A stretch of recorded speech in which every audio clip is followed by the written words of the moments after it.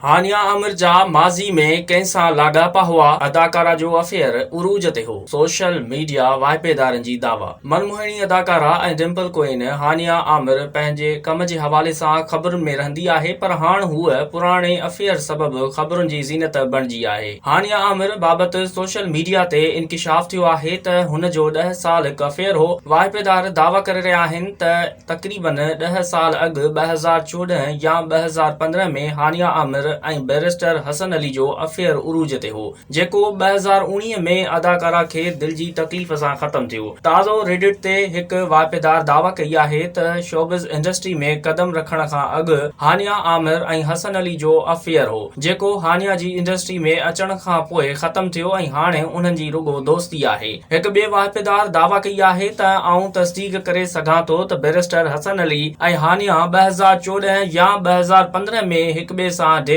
करे रहिया हुआ। हिक ॿिए वाहिपेदार मूजिबि हसन अली जूं अञा ताईं इंस्टाग्राम ते हानिया सां लाॻापियल 4 खां 5 पोस्टूं बि मौजूद आहिनि, पर अदाकारा ऐं बैरिस्टर हसन अली पंहिंजे अफेयर जे ख़बरुनि जी न तस्दीक कई आहे, न ई वरी का तरदीद कई आहे। तव्हांखे ॿुधाईंदा हलूं त कुझु ॾींहं अॻु अदाकारा हानिया आमिर ऐं क्रिकेटर शाहनवाज़ ॾाहाणी जी शादी बाबति ख़बरूं बि सोशल मीडिया ते वायरल थियूं हुयूं।